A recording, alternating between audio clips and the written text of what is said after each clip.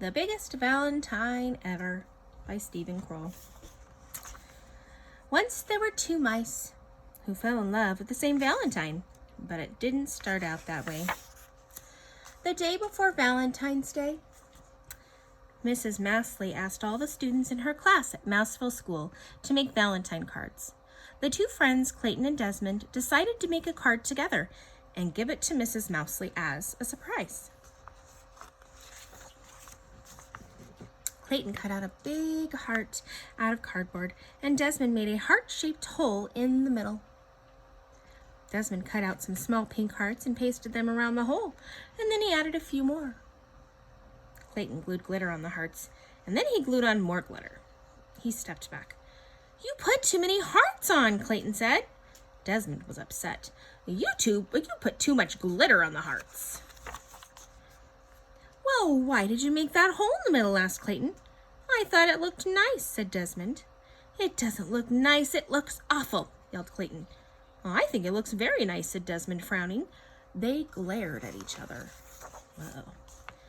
"I don't want to make a Valentine with you," yelled Clayton. "I don't want to make a Valentine with you," yelled Desmond.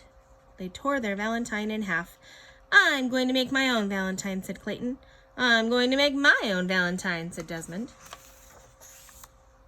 That night at dinner, Clayton's dad said, "Son, you look sad. Can I help?" Clayton hung his head. He told his dad about the Valentine. Clayton's dad thought for a moment. "You guys make such good Valentine's Day on your own, but I think you would make a nicer Valentine together."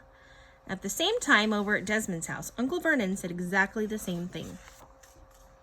But Clayton didn't listen to his dad. He marched back to his room and began to make his very own Valentine. He cut a big heart out of cardboard, but he didn't put a hole in the middle. He put pink hearts around the edge, but not enough pink hearts.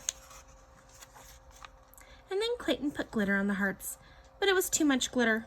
He stepped back and he looked at his Valentine. It just wasn't right.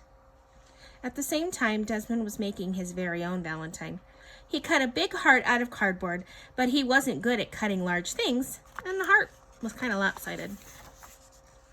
He made a neat heart-shaped hole in the middle, but then he put too many hearts around the hole. He sprinkled on some glitter, but not enough glitter. Desmond stepped back and looked at his Valentine. It just wasn't right. The next morning, Clayton and Desmond took the school bus. They sat far away from each other. But as they were getting off, Desmond tripped on the stairs, and he bumped into Clayton. They both fell down. "I think we should try making our Valentine again," said Clayton. "No one said we couldn't," said Desmond. In our class, Clayton and Desmond put their heads together and came up with a plan. And then Clayton cut out the biggest, most perfect red heart anyone had ever seen, and they added a pink heart to fit into the middle.